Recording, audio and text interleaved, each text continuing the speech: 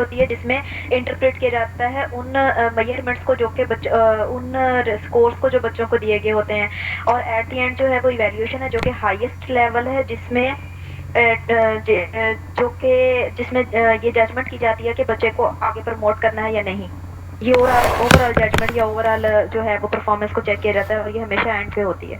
अगर इसके right sequence की बात करें तो सबसे पहले टेस्ट है, आफ्टर दैट मेजरमेंट, नंबर 3 पे असेसमेंट है, एट द एंड जो है वो इवैल्यूएशन है। That is the thank you so right much. Sequence of thank you. Concept. बिस्मिल्लाहिर्रहमानिर्रहीम। Basic concept about testing elements ये हम देखेंगे।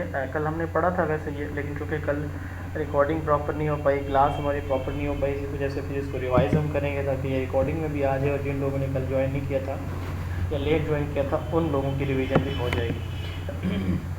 Test, measurement, assessment and evaluation, ये चार बुनियादी टर्म्स हैं जो कि हम असेसमेंट इन एजुकेशन में यूज़ करते हैं।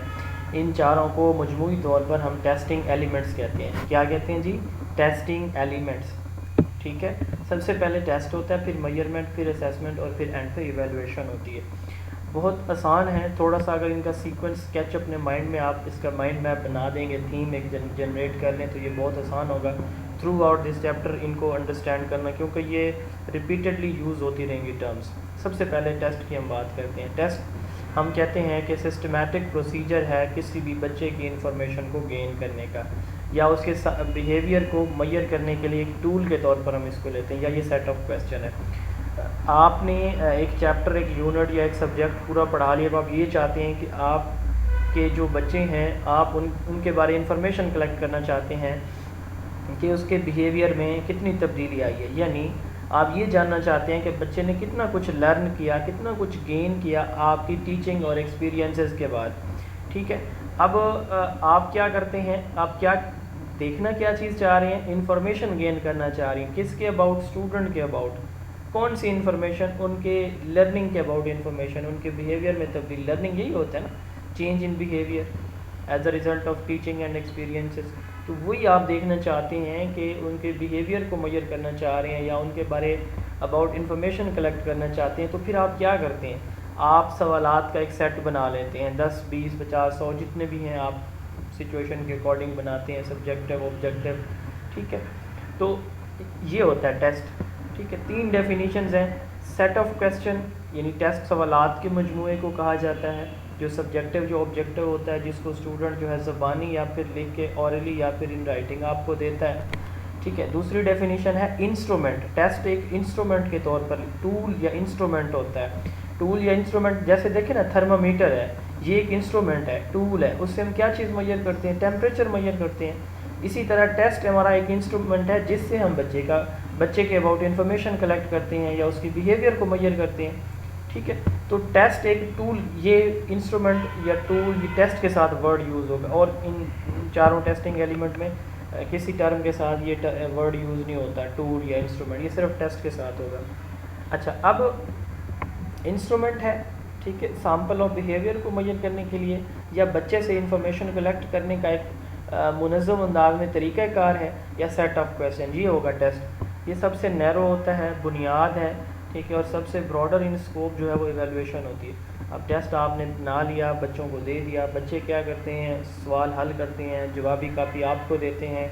अब आप क्या करते हैं? स्कोरिंग करते हैं, मार्किंग करते हैं, नंबरिंग करते हैं, क्वांटिफिकेशन करते हैं, इसको मेजरमेंट कहा जाता है। ये 4 वर्ड्स हैं, स्कोरिंग करना, मार्किंग करना, नंबरिंग करना, क्वांटिफाई करना, ये सिनोनिम वर्ड्स हैं चारों। तो इसको मेजरमेंट कहा जाता है। यानी वो जो बच्चे ने अब आपको सवालात के लिए जवाबी कापी जो है लिख के आपको दे दी है, तो अब आप उसकी मार्किंग जो करेंगे तो वो क्वांटिफाई करना, मार्किंग, नंबरिंग, स्कोरिंग करना मेजरमेंट कहलाता है। क्या कहलाता है? मेजरमेंट कहलाता है। ठीक है, क्वांटिफिकेशन और scoring of a test limited to quantitative descriptions of people's performance. आप बच्चे की परफॉर्मेंस को क्वांटिफाई कर रहे हैं। ठीक है, are to obtain information in quantitative, आप क्वांटिटेटिव वे में इंफॉर्मेशन जो है वो कलेक्ट कर रहे हैं। क्लियर जी यहाँ तक? अब आपके पास जो है रिज़ल्ट आ गया, स्कोरिंग आपने कर ली, आपके पास नंबर आ जाते हैं। तो अब आप क्या करते हैं? कलेक्शन एंड इंटरप्रिटेशन करते हैं अगले लेवल पे, असेसमेंट में जाके।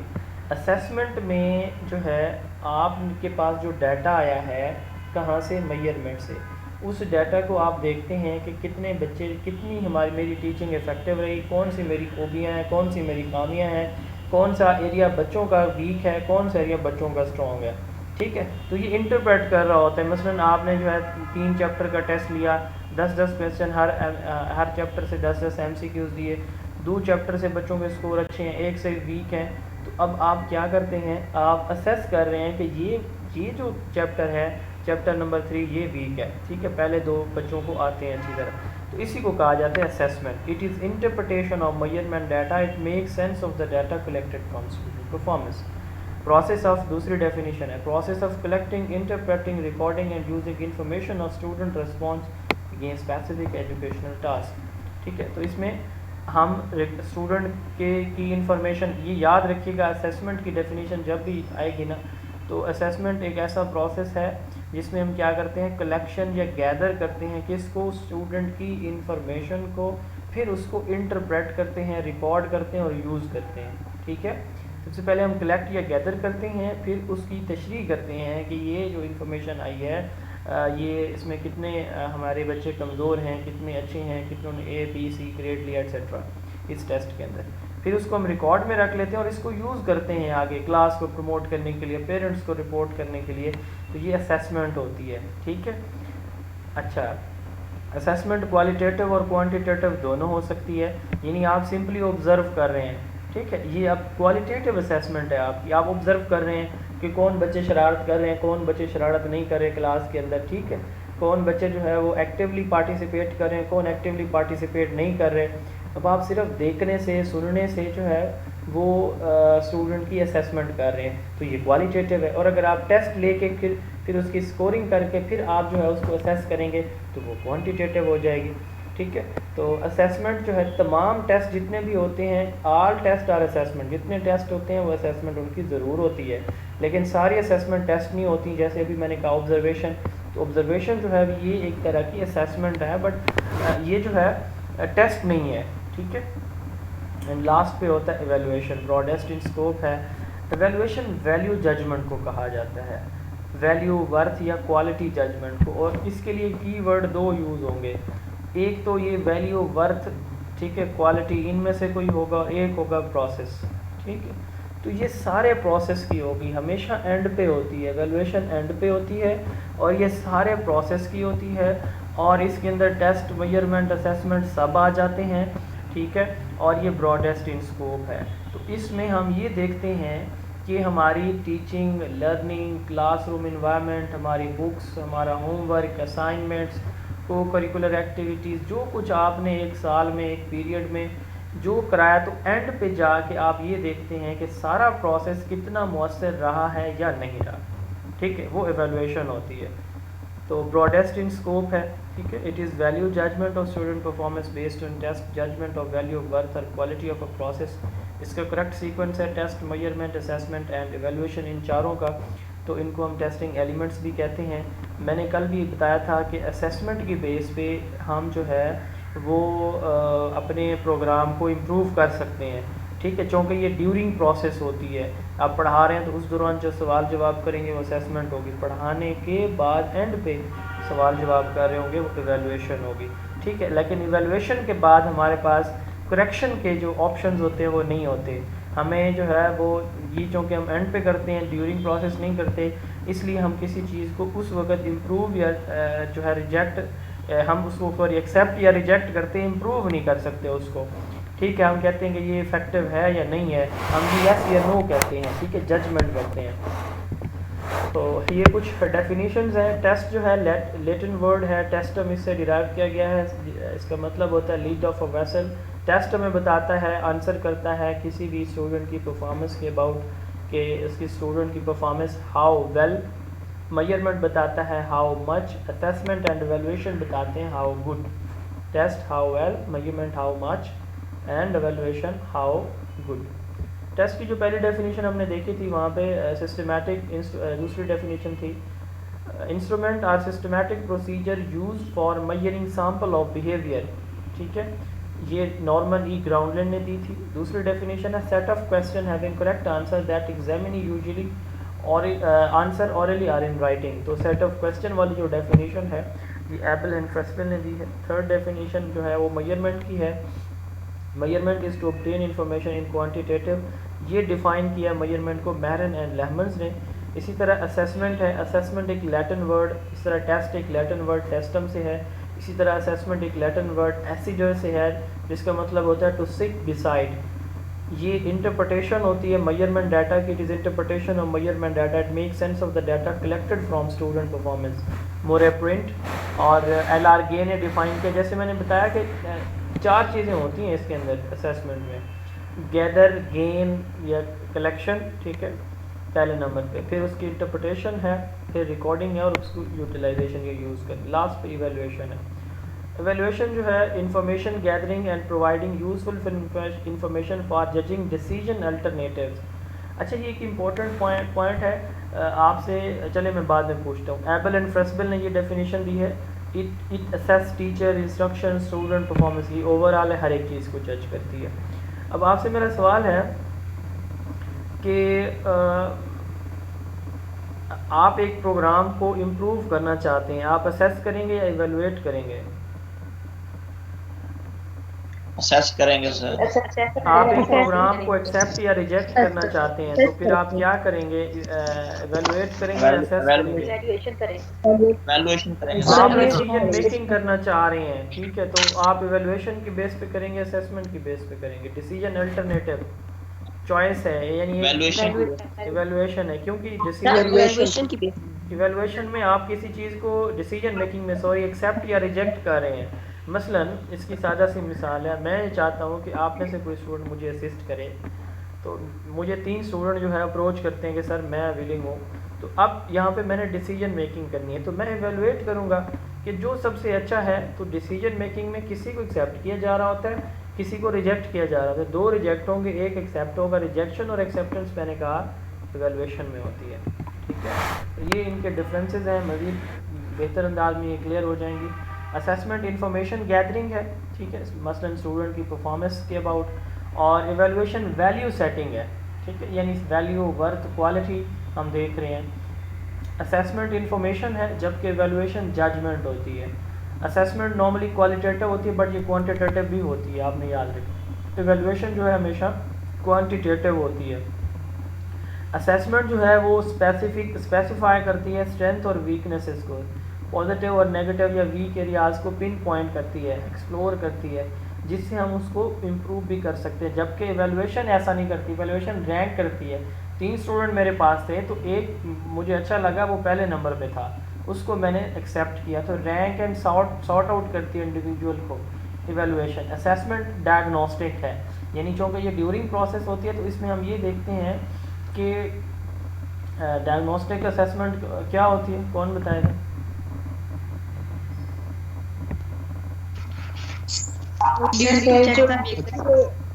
बच्चे करने के लिए जो सेशन वो ली जाए जी, दौरानी तालीम जो प्रॉब्लम उनको दूर करने के लिए हमको देखने के हमारी क्लास में कितनी तरह के प्रॉब्लम्स होते हैं बच्चों को लर्निंग डिफिकल्टीज के पॉइंट ऑफ व्यू से?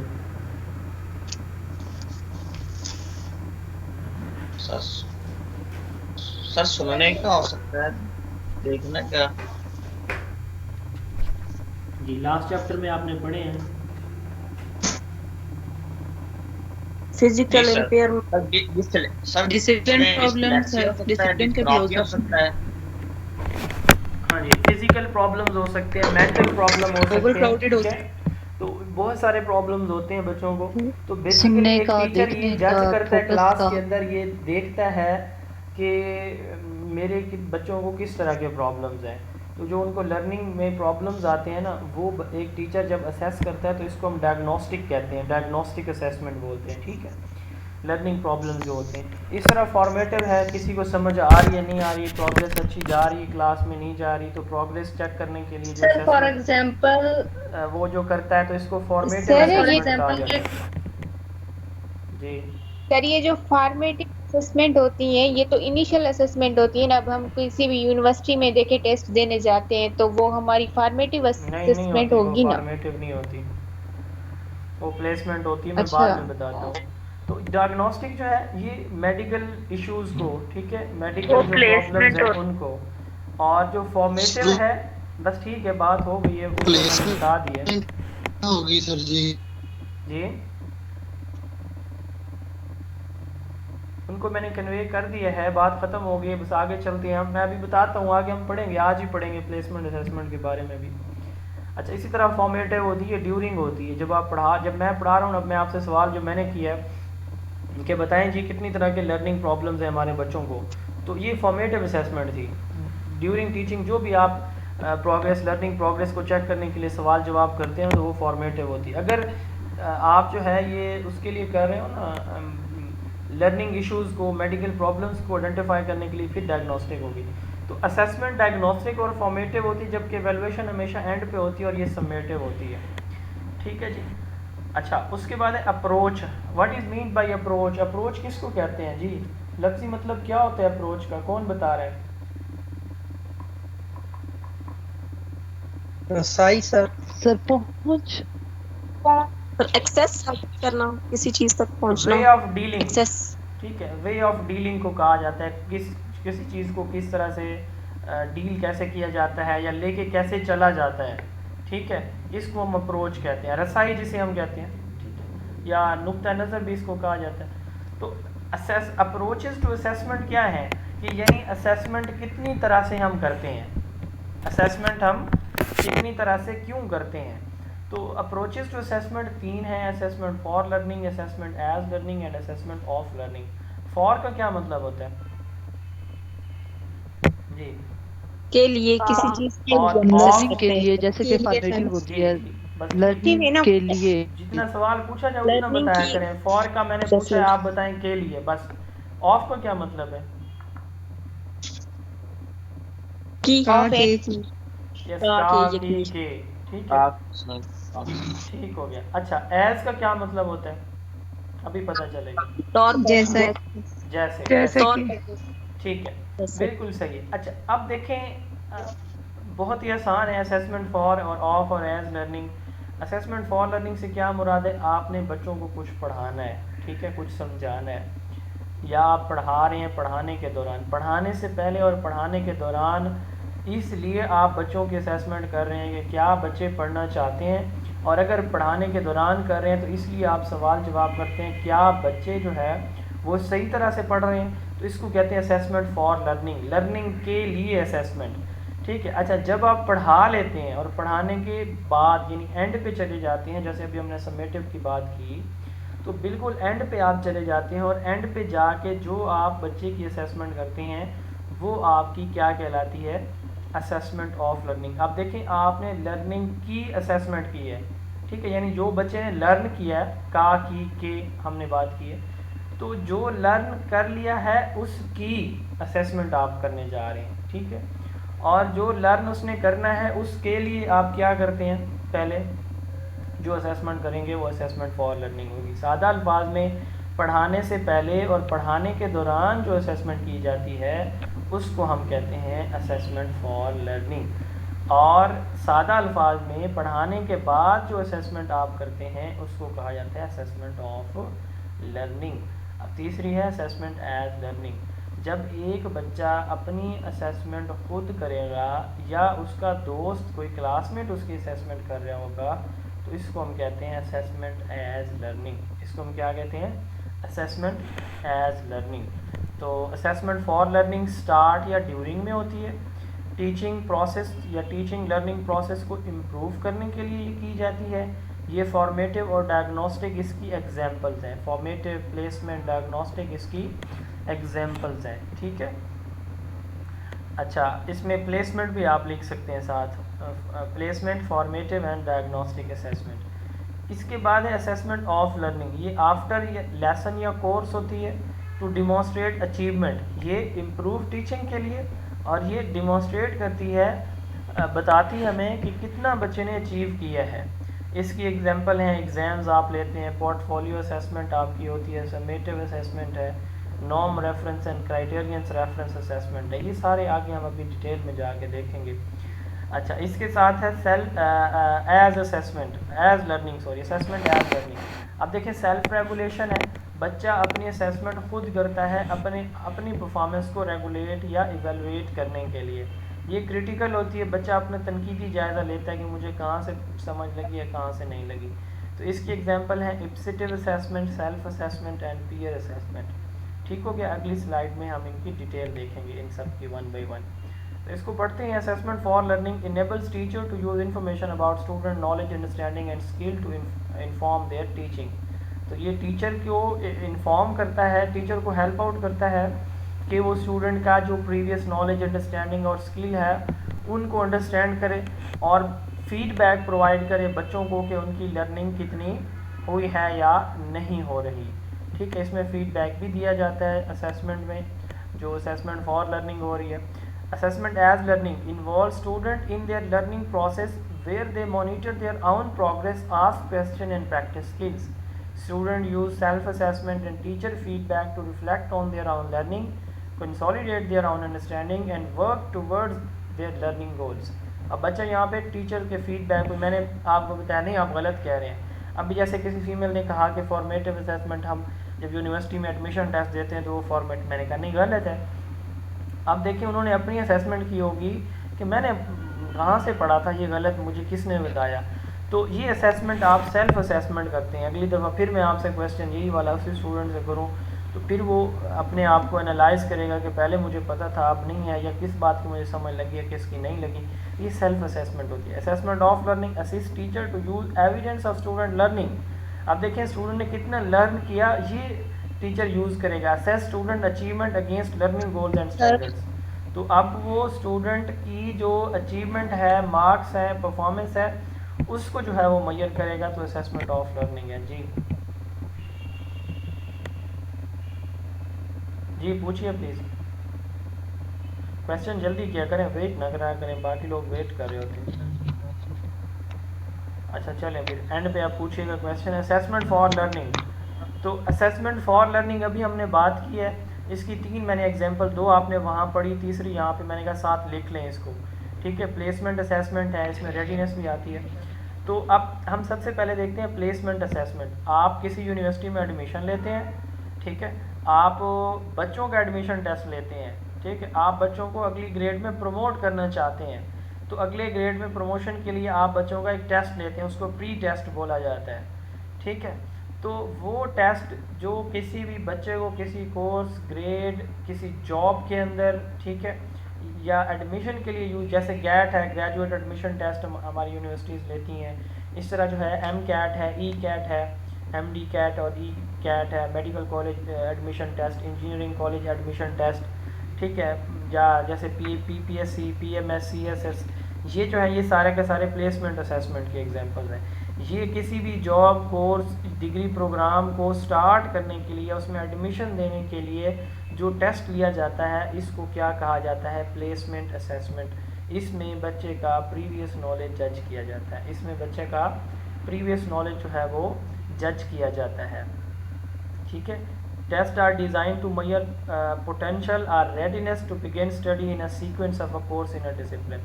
अच्छा, अब आप इसी तरह आप क्लास में बिल्कुल स्टार्ट ऑफ द क्लास भी आप कुछ क्वेश्चन करते हैं प्रीवियस नॉलेज को जज करने के लिए।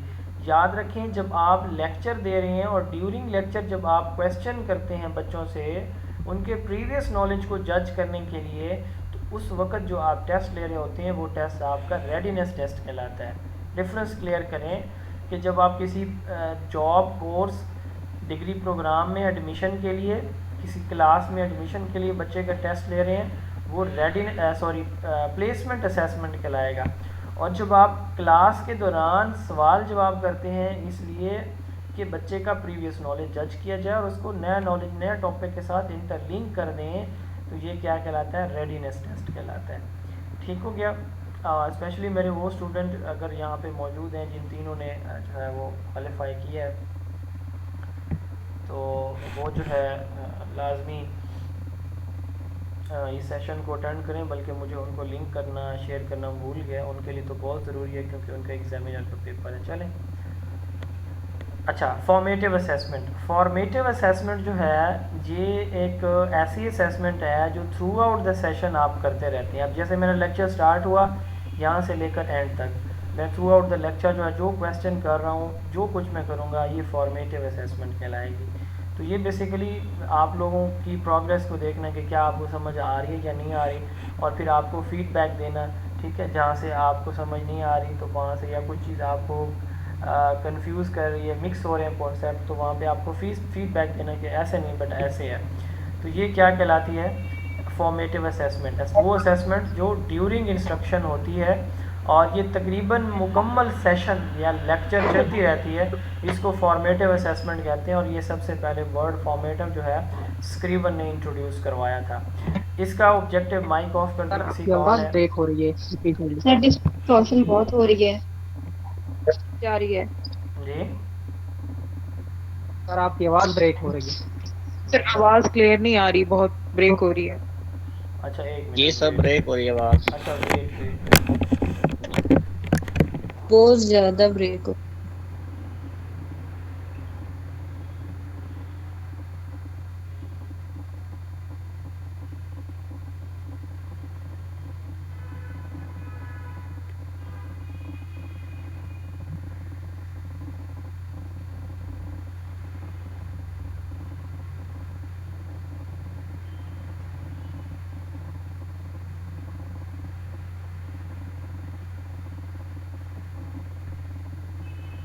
जी अभी आ रही है आवाज़?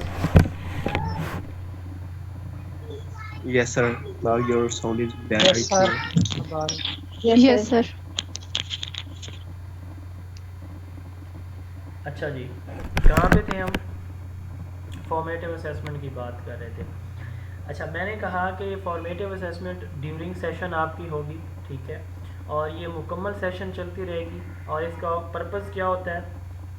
इसका पर्पस या गोल होता है टू मॉनिटर स्टूडेंट लर्निंग या स्टूडेंट प्रोग्रेस या स्टूडेंट परफॉर्मेंस, ठीक है। और दूसरा क्या होता है ऑब्जेक्टिव इसका, और बच्चों को उनकी प्रोग्रेस या परफॉर्मेंस पे फीडबैक देना। ये दो जो है वो गोल्स होते हैं फॉर्मेटिव असेसमेंट के, ठीक है। इसके एग्जांपल हैं portfolios, group projects, progress reports, class discussions. Mic अपने ऑफ कर दें।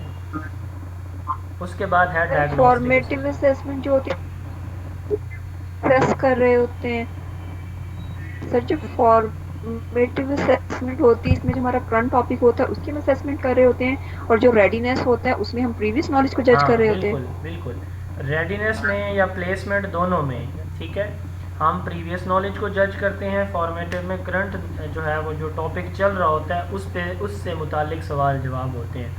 प्लेसमेंट और रेडीनेस में फ़र्क ये है कि रेडीनेस से मुराद ये है कि आप during session start of the session या लेक्चर बच्चों को जो है उनको उनका प्रीवियस नॉलेज जज करने के लिए या उनको नया टॉपिक के साथ उनके प्रीवियस नॉलेज को रिलेट करने के लिए जो असेसमेंट करते हैं वो रेडीनेस होगी। और जब आप किसी डिग्री या प्रोग्राम में एडमिशन के लिए करेंगे तो ये प्लेसमेंट हो जाएगी। अच्छा, तीसरी इसकी एग्जांपल है असेसमेंट फॉर लर्निंग की। जो लर्निंग के लिए असेसमेंट की जाती है वो है डायग्नोस्टिक। तो डायग्नोस्टिक डायग्नोज करना, जैसे आप डॉक्टर के पास जाते हैं तो डॉक्टर पहले क्या करता है, दवाई लिखता है या टेस्ट कराता है आपके, फिर आपको कोई मेडिसिन जो है प्रिस्क्राइब करता है। जी सबसे पहले टेस्ट होते हैं। टेस्ट होता है सर। अच्छा, नो सर, पहले वो रीजन पूछता है मसला क्या है। नहीं, मेरा सवाल समझे ना। मैंने कहा कि पहले वो दवाई देता है या टेस्ट करता है। सवाल में ऑप्शन ये दो थे सिर्फ।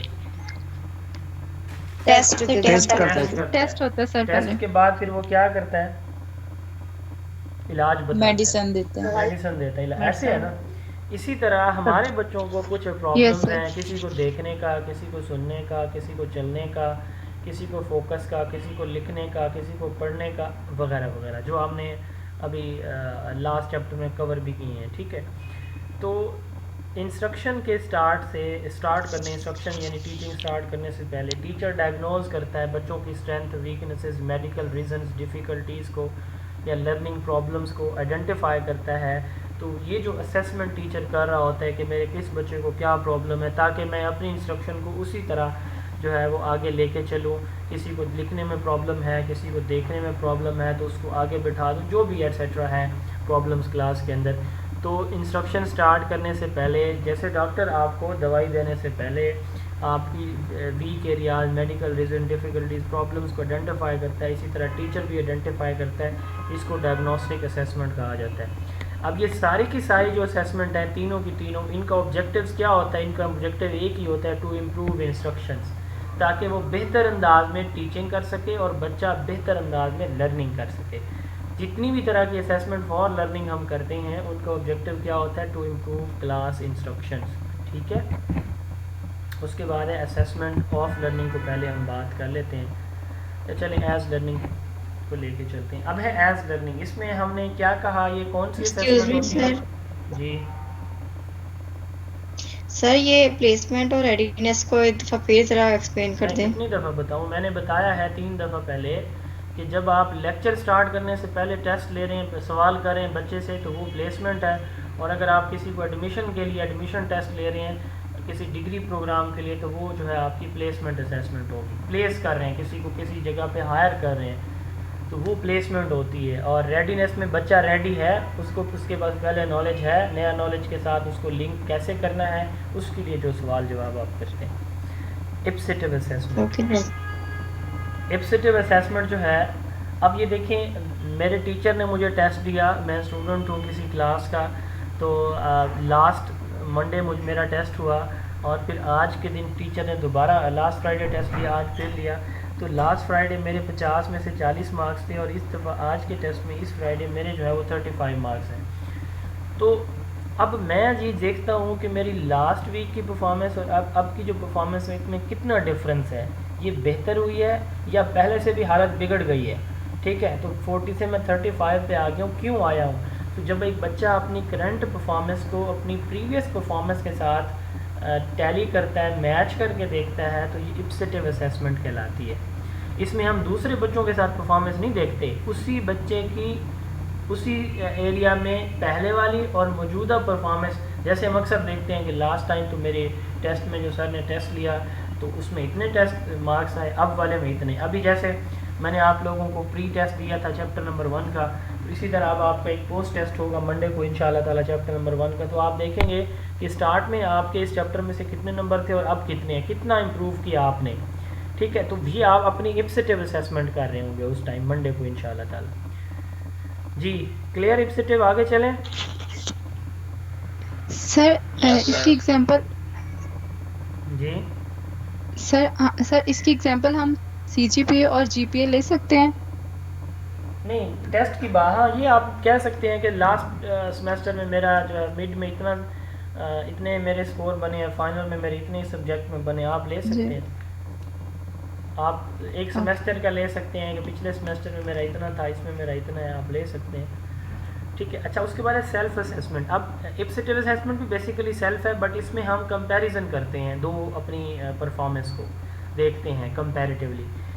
जबकि सेल्फ असेसमेंट में हम क्या करते हैं, एक इंडिविजुअल अपनी एक्शंस को, एटीट्यूड्स को, परफॉर्मेंस को खुद रिफ्लेक्ट करता है, खुद रिफ्लेक्शन का क्या मतलब होता है?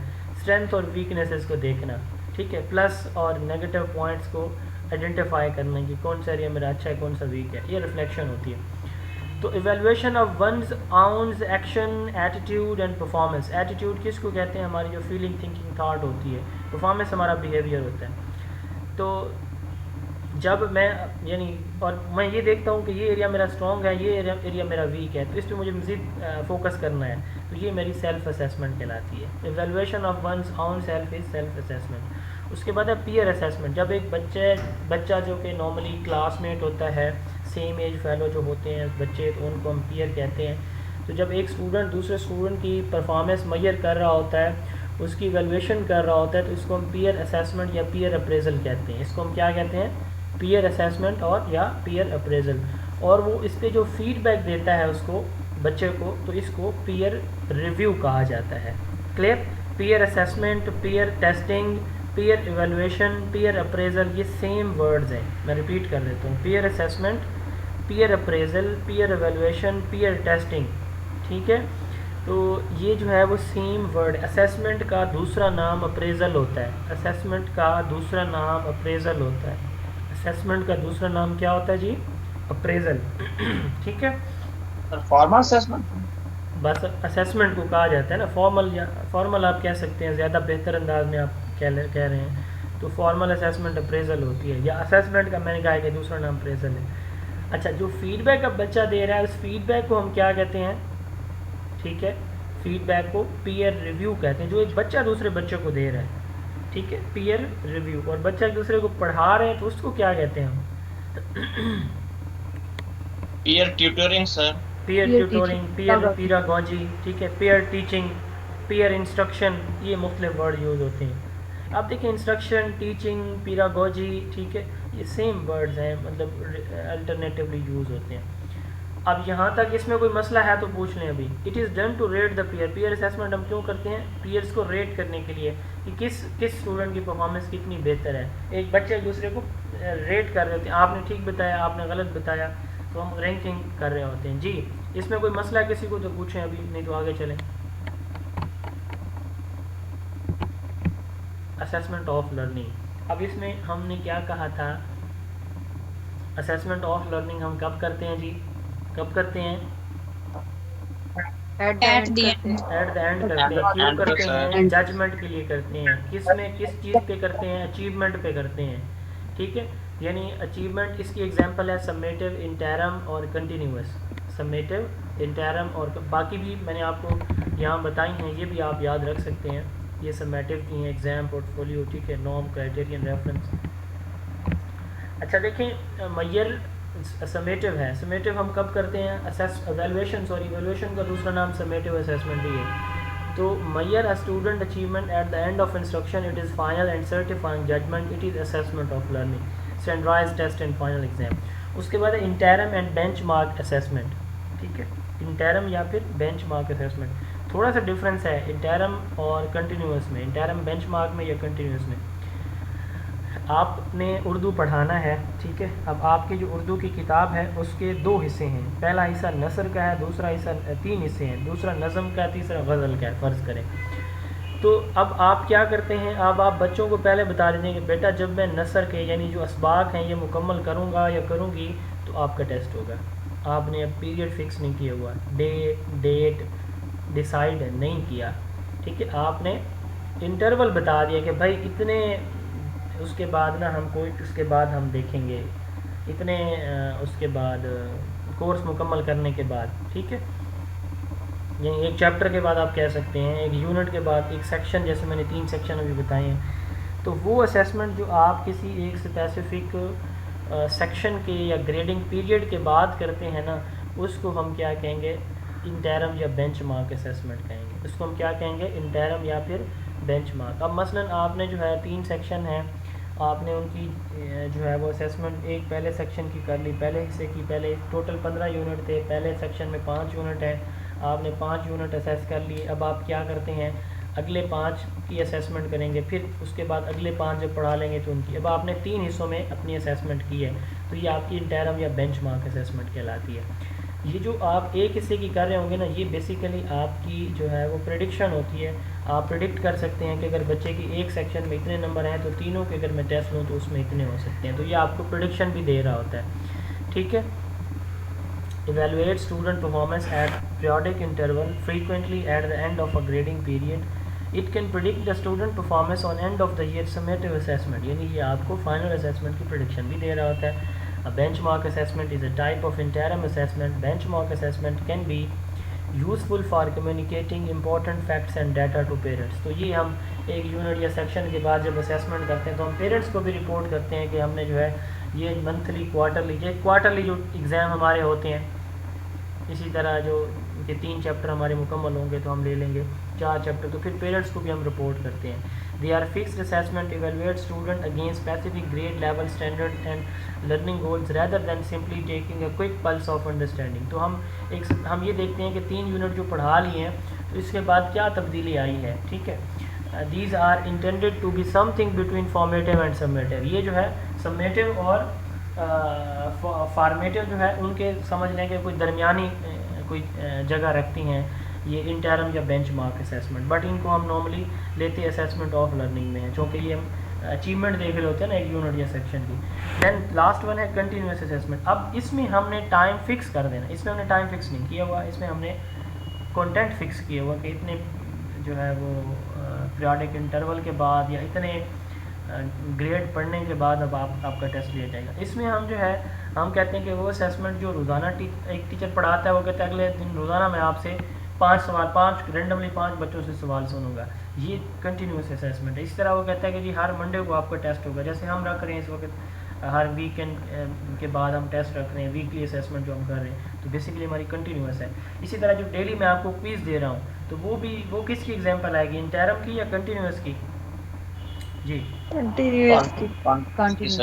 कंटिन्यूस की आएंगी। और जो वीकली हम ले रहे हैं वो भी कंटिन्यूस असेसमेंट की एग्जांपल आएगी, जो इंशाल्लाह मंडे को आप लोग देंगे और उस सारे के सारे आप उसमें 100 में से इंशाल्लाह ताला 80+ लेंगे, जो नहीं लेंगे उन पर जुर्माने होंगे ऑन मंथली बेसिस पे। ये weekly daily weekly monthly fortnightly basis पे जो आप असेसमेंट करते हैं ना, फिक्स है ये, इसमें कोई दूसरी राय नहीं है। आप पढ़ाएंगे तो आप असेसमेंट करेंगे, जैसे मैं आपका डेली दे रहा हूँ, तो इसको कंटिन्यूस असेसमेंट कहते हैं। अब सवाल ये है, हमने कहा कि ड्यूरिंग टीचिंग तो जो भी हम असेसमेंट कर रहे थे वो टीचिंग या लर्निंग को इम्प्रूव करने के लिए, बट असेसमेंट जो हम एंड पे करते हैं वो हम किस लिए करते हैं, ठीक है। वो असेसमेंट जो एंड पे की जाती है वो बेसिकली स्टूडेंट अचीवमेंट को फाइंड आउट करने के लिए की जाती है। क्लियर? यानी assessment of learning student achievement को फाइंड आउट करने के लिए की जाती है। असेसमेंट का जो फंक्शनल रोल है, मसलन असेसमेंट की टाइप्स हैं, प्लेसमेंट है, फॉर्मेटिव असेसमेंट, इनका फंक्शनल रोल है। ये ड्यूरिंग असेसमेंट ड्यूरिंग टीचिंग हम कर रहे होते हैं, तो इनका फंक्शन है कि जी हम किसी बच्चे को किसी ग्रेड में प्लेस करना है, या फिर हम लर्निंग प्रोग्रेस को मॉनिटर करने और बच्चों को फीडबैक देने के लिए जो असेसमेंट करते हैं उसको फॉर्मेटिव कहते हैं। Assessment on the basis of format. अब आपका टेस्ट दो तरह का होता है, एक होता है फिक्स चॉइस और एक होता है कम्प्लेक्स परफॉर्मेंस। फिक्स चॉइस से मुराद ये है कि चॉइसेस मौजूद हैं, आपने उन्हीं में से कोई चूज़ करनी है, आप खुद से कुछ सजेस्ट नहीं कर सकते। MCQs, fill in the blanks, true false, matching columns, और इसी तरह जो हमारे ड्रैग एंड ड्रॉप क्वेश्चन है वो फिक्स चॉइस के अंदर आते हैं। देन है कम्प्लेक्स परफॉर्मेंस, ये सब्जेक्टिव है। लॉन्ग क्वेश्चन, एक्सटेंसिव क्वेश्चन जो होते हैं हमारे, तो ये दो तरह के हमारे टेस्ट होते हैं, इनको आप ऑब्जेक्टिव या सब्जेक्टिव भी कह सकते हैं। Assessment on the basis of result interpretation.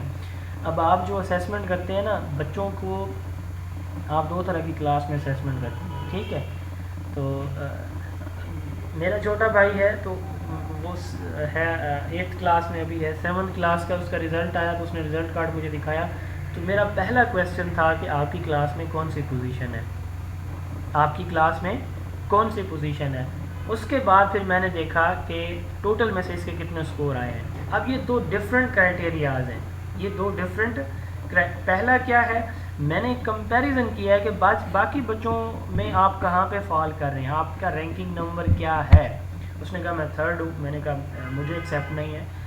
दूसरा जो है वो ये था कि टोटल में से कितने नंबर मेरे भाई ने हासिल किए हैं। तो जब आप एक बच्चे की परफॉर्मेंस को दूसरे बच्चों के साथ कंपेयर करके देखते हैं कि ये बच्चा क्लास में कहाँ पे फॉल कर रहा है एज़ कम्पेयर टू अदर्स, ठीक है, तो वो होती है नॉर्म रेफरेंस। और ये आगे हम डिटेल में देखेंगे कि वैसे इसको इंट्रोडक्शन दे रहा हूँ सिर्फ। और क्राइटेरिया रेफरेंस क्या है कि क्या बच्चा पास हुआ या पास फेल एक क्राइटेरिया है, ठीक है। ABCD ग्रेड एक क्राइटेरिया है, 1st, 2nd, 3rd डिवीज़न जो है ये क्राइटेरिया है, ठीक है। तो इसमें हम स्पेसिफिक कोई क्राइटेरिया पहले बना लेते हैं, उसके मुताबिक फिर बच्चे की परफॉर्मेंस देखते हैं कि ABCD या A+ में या F ग्रेड कहाँ पे फॉल कर रहा है। क्लियर जी? अच्छा, उसके बाद है प्रोसेस एंड प्रोडक्ट असेसमेंट। सवाल मेरा आपकी तरफ से है, मैं स्लाइड हाइड कर दी है। हमने assessment of learning, for learning और एज लर्निंग पढ़ा। आप में से कोई मुझे बताए कि को असेसमेंट ऑफ लर्निंग और फॉर लर्निंग में कौन सी प्रोसेस और कौन सी प्रोडक्ट होगी? जी सर, फॉर जो है वो प्रोसेस होगी और प्रोडक्ट जो है वो असेसमेंट ऑफ लर्निंग होगी, ये समझते। ये सही बता रहे हैं? फॉर प्रोसेस होगी Yes, और sir. प्रोडक्ट होगी। यस सर, सही बता रहे हैं। ठीक है। जो फॉर लर्निंग होती है वो प्रोसेस ओरिएंटेड है, तो प्रोसेस असेसमेंट वही है जो ड्यूरिंग टीचिंग लर्निंग होगी। अच्छा, आप इसकी एग्जांपल कोई दे सकता है, कौन कौन सी हो सकती है प्रोसेस की?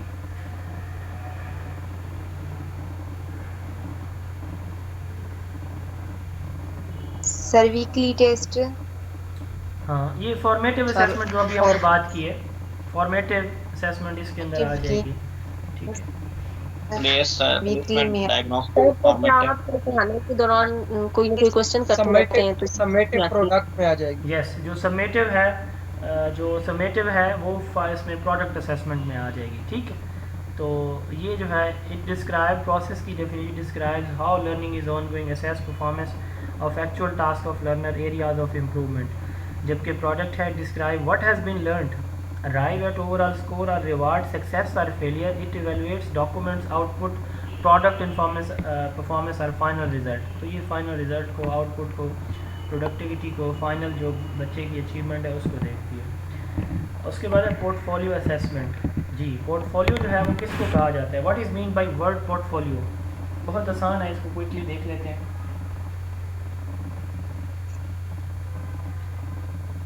जी, कौन बता रहा है जी?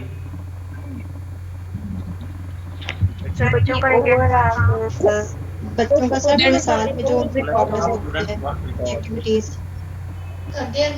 Sir, it's the purpose of protection.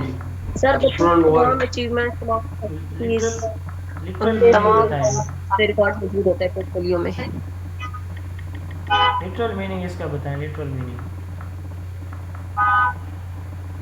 File जिसके अंदर उसके तमाम टेस्ट रखे जाते हैं।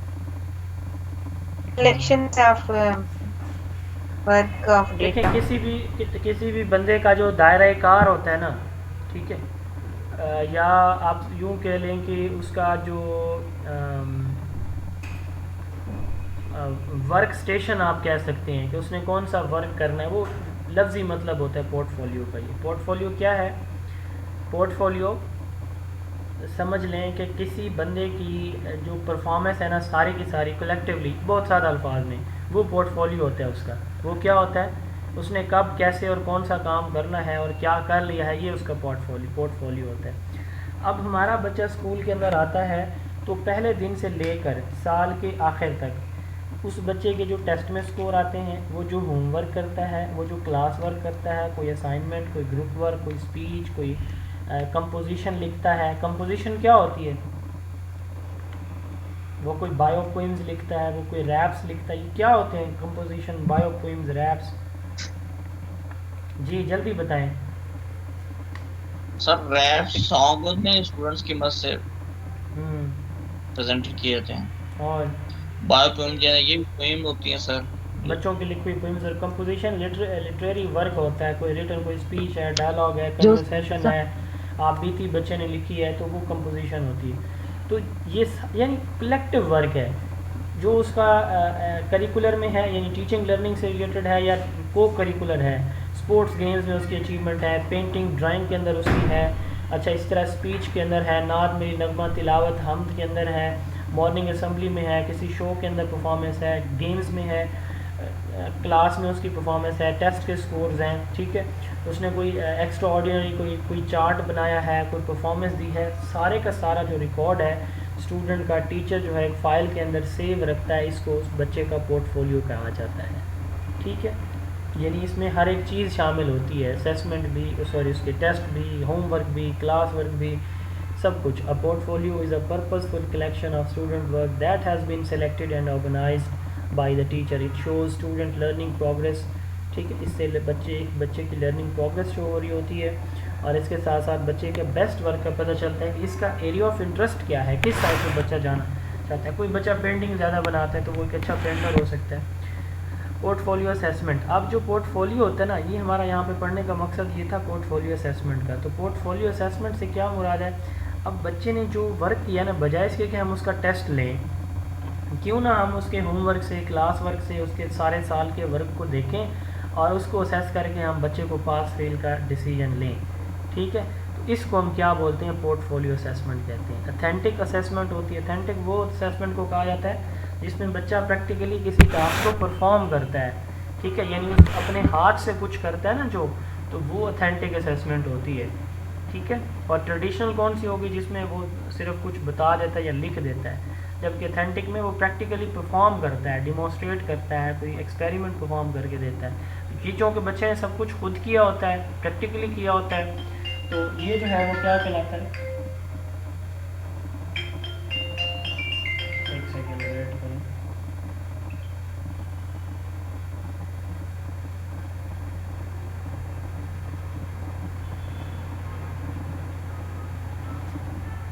अच्छा जी, authentic form of assessment from student work that student do together with their teachers.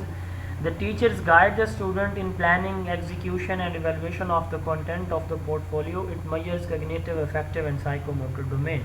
Cognitive जो है वो नॉलेज को मेजर करता है, मेमोरी को, थिंकिंग को, अफेक्टिव जो है वैल्यूज़ को, साइकोमोटर प्रैक्टिकल स्किल्स को। तो पोर्टफोलियो में हम बच्चे की सारे तीनों एरियाज, तीनों डोमेन्स को मेजर करते हैं, ठीक है। Purpose of portfolio assessment, purpose क्या होता है? बच्चे की परफॉर्मेंस को मॉनिटर करने के लिए।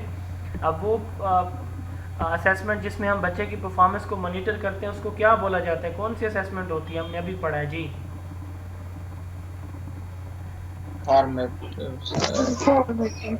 यस, फॉर्मेटिव असेसमेंट होती है। वो जो अचीवमेंट को मेजर करती है वो कौन सी असेसमेंट होती है? समेटिव। वो जो स्टूडेंट के ग्रेड्स डिटरमिन करती है कि कौन, यानी एंड पे हम जाके ग्रेड देते हैं स्टूडेंट को, ABCD ग्रेड, वो भी समेटिव ही होगी। तो पोर्टफोलियो का मकसद क्या होता है? 3 ऑब्जेक्टिव्स हैं इसके, ठीक है। स्टूडेंट की परफॉर्मेंस को मॉनिटर करना, स्टूडेंट की अचीवमेंट को, माइक्स ऑफ करें, असेस करना और स्टूडेंट के ग्रेड्स को डिटरमिन करना। ये पोर्टफोलियो असेसमेंट का काम होगा। अब हम आगे देखते हैं टाइप्स इसकी।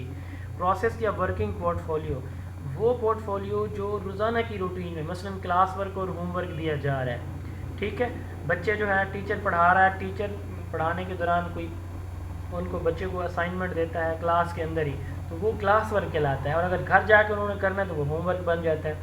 तो प्रोसेस या वर्किंग पोर्टफोलियो वो बच्चे का वर्क है जो डे टू डे ड्यूरिंग जो टीचिंग लर्निंग है वो बच्चे का रिकॉर्ड किया जा रहा होता है, या बच्चा खुद रिकॉर्ड कर रहा होता है, लिख रहा होता है, बना रहा होता है, तो उसका वर्किंग या प्रोसेस पोर्टफोलियो कहलाते हैं। Consist of collection of day to day work written as learning is happening. They reflect the progress of student in particular area of learning, provide opportunities to growth through self reflection. अब चूँकि बच्चा homework या assignment कर रहा है या class work कर रहा है तो वो सेल्फ रिफ्लेक्शन भी कर रहा है, देख रहा है कि मेरा कौन सा एरिया वीक है, कौन सा स्ट्रॉन्ग है। तो यहाँ से क्या हो रहा है? मॉनिटर स्टूडेंट प्रोग्रेस वाला जो पर्पज़ है वो अचीव हो रहा है। दूसरा है शो केस पोर्टफोलियो। अब इसमें क्या होता है? बच्चे की बेस्ट वर्क होता है। शो केस पोर्टफोलियो से मुराद ये वो पोर्टफोलियो है जिसमें स्टूडेंट का सबसे बेस्ट वर्क रखा जाता है। क्या मतलब है? एक बच्चा पेंटिंग में बहुत अच्छा है, एक जो है वो उसकी राइटिंग बहुत कमाल की है, एक बच्चा जो है वो मैप्स अच्छे बना लेता है, एक जो है डिमॉन्स्ट्रेशन अच्छी करता है, एक मतलब जो भी उसका कोई इम्पोर्टेंट एरिया है वो अच्छी तकरीर कर लेता है, ठीक है, वो अच्छी जो है वो स्पीच लिख लेता है वगैरह वगैरह। तो जो भी बच्चे का बेस्ट वर्क है, ठीक है, मसलन ऐसे स्टोरीज़, पोइट्री, कोई रिसर्च है, यूनिवर्सिटी लेवल पर रिसर्च पेपर है, तो जो बेस्ट वर्क रखा जाता है बच्चे का ना वो शो केस पोर्टफोलियो। वो कौन सा पोर्टफोलियो होगा? शो केस पोर्टफोलियो कहलाएगा, बेस्ट वर्क, ठीक है। और उसके बाद है डॉक्यूमेंट्री पोर्टफोलियो। सर ये पोर्टफोलियो जी सर ये पोर्टफोलियो सिर्फ इंडिविजुअल होते हैं या टीचर अपनी पूरी क्लास का भी एक बना सकता है कि जैसे एक पोर्टफोलियो टीचर बना ले? पोर्टफोलियो स्टूडेंट का अपना अपना होता है। पोर्टफोलियो ठीक है। अपना यानी क्लास में आपके 20 बच्चे हैं, देखिए हर एक की परफॉर्मेंस अलग अलग है, उसका टेस्ट, उसकी क्लास वर्क, होमवर्क, कोई अदर वर्क, उसका जो भी है स्कूल के अंदर कोई परफॉर्मेंस अचीवमेंट है तो वो उसकी अपनी होती है हर एक की ना, तो हर एक का अपना अपना रखेगा तो एंड पे जाकर उनकी असेसमेंट भी कर सकेगा। मॉडर्न दुनिया पोर्टफोलियो असेसमेंट करती है, हमारे यहाँ वही ट्रेडिशनल चल रही है, अभी तक हम एंड ऑफ द ईयर करते हैं। अब देखें अल्लामा इकबाल ओपन यूनिवर्सिटी में आपकी असाइनमेंट जो है वो आपकी जो ये कोई पोर्टफोलियो असेसमेंट होती है, ठीक है, असाइनमेंट जो आप ओपन यूनिवर्सिटी की देते हैं, और हम कितना उसका हशर नशर करते हैं। आपको मैं खुद ट्यूटर हूँ ओपन का, ठीक है, आधे से ज़्यादा मेरे पास लोग जी वो नहीं लिखे हुए, और मैं लेता हूँ ऑनलाइन, मैं कहता हूँ जी अपलोड होगी तो मैं मार्किंग कर सकता हूँ, अदरवाइज़ कर नहीं सकता। तो हालात ये हैं। फिर लोग कहते हैं जी वो पर्त जो है वो लिख के अपलोड कर दें, तो मैं कहा ठीक है जी कर लें, अगर रिज़ल्ट अगर किसी ऊपर से किसी ने देख लिया तो फिर कॉन्सिक्वेंसेस आप खुद जिम्मेदार होंगे। बात करने का मकसद ये है कि हम हमारा तो ज़हन ही नहीं है ना, हम चाहते हैं कि अगर किसी के हाथ में कोई चीज़ है, इवन जो इंटरव्यू पैनल में चेयरमैन सेलेक्ट होता है, क्योंकि मैं तो पिछले 2-3 साल से अटैच हूँ, तो लोग पूछते हैं कि ये कौन है इसके साथ पैनल में, चेयरमैन के साथ मेम्बरान कौन से हैं, कहाँ से हैं, इनका एड्रेस दें, क्यों? ताकि उनको हम अप्रोच करें, ठीक है। तो हम ऐसे करते हैं। खैर अल्लाह ताला हमें जो है वो, आप सब तो माशाल्लाह अच्छी होंगे, मुझे राह रास्त पे डटा रहने की तौफीक दे। डॉक्यूमेंट्री पोर्टफोलियो की हम बात कर रहे थे। अब इसमें हम क्या करते हैं, जो टेस्ट टीचर लेता है ना, तो उस टेस्ट के जो स्कोर होते हैं, बच्चे के, ठीक है, कोई टेस्ट ले रहा है उसने प्री टेस्ट लिया, मिड टेस्ट लिया, क्लास टेस्ट लिया, जो भी टेस्ट ले रहा है, तो वो टेस्ट जब संभाल के रखेगा ना, ठीक है, एज अ एविडेंस, तो इसको डॉक्यूमेंट्री पोर्टफोलियो कहा जाता है, ठीक है। इसमें हम देखते हैं कि स्टूडेंट के कौन से एरियाज़ वीक हैं, कौन से स्ट्रॉन्ग हैं, कौन सा चैप्टर बच्चे का वीक रहा है। और भी कुछ टाइप्स होती हैं, जैसे डिस्क्रिप्टिव है, इसमें हम ये देखते हैं कि बच्चा क्या बन सकता है डिस्क्रिप्टिव के अंदर, ठीक है। हाइब्रिड है, हाइब्रिड जो है वो मिक्सचर होगा, प्रोडक्ट होगा दोनों का, ये ऊपर वाली 2-3 का, ठीक है। अब आप इसके एडवांटेजेस देखें, वही जो इसके ऑब्जेक्टिव्स हैं, टीचिंग लर्निंग इंप्रूव होती है पोर्टफोलियो से, बच्चा अपनी लर्निंग प्रोग्रेस को खुद देख सकता है, बच्चे का बेस्ट वर्क जो है पास्ट एक्सपीरियंसेस से वो हम ले सकते हैं, और बच्चा अपनी लर्निंग की रिफ्लेक्शन कर रहा होता है। डिसएडवांटेजेस, टीचर के लिए मुश्किल होता है इसको कलेक्ट करना, स्टोर रखना, ये टाइम टेकिंग टास्क है, और हर एक स्टूडेंट जो है वो इतना इसमें पोर्टफोलियो बनाने में, डिज़ाइन करने में भी जो है वो एडवांस नहीं होता। कुछ स्लो लर्नर होते हैं जिनको इस तरह के प्रॉब्लम्स होते हैं। ये हमारा था पोर्टफोलियो और पोर्टफोलियो असेसमेंट। पोर्टफोलियो अगर ड्यूरिंग टीचिंग लर्निंग आप मसलन आपने क्लास पढ़ा रहे हैं, पढ़ाने के दौरान आप असेसमेंट कर रहे हैं बच्चे के वर्क से, तो ये असेसमेंट फॉर लर्निंग हो जाएगा, यानी पोर्टफोलियो की कौन सी टाइप का अप्रोच हो जाएगी, असेसमेंट फॉर लर्निंग। और अगर ये आप जो है वो एंड ऑफ द ईयर करेंगे तो ये असेसमेंट ऑफ लर्निंग हो जाएगी। पोर्टफोलियो की अप्रोच कौन सी हो जाएगी, असेसमेंट ऑफ लर्निंग। जैसे मैंने बताया कि मॉडर्न दुनिया इसी में से वो आपकी जो है वो असेसमेंट कर रही है अपने बच्चों की। तो कल से हम इंशाल्लाह परसों से सोमवार से बल्कि ये फॉर्मल से ऑनवर्ड पढ़ेंगे। आज के टॉपिक में किसी का कोई सवाल है तो आप पूछें जी।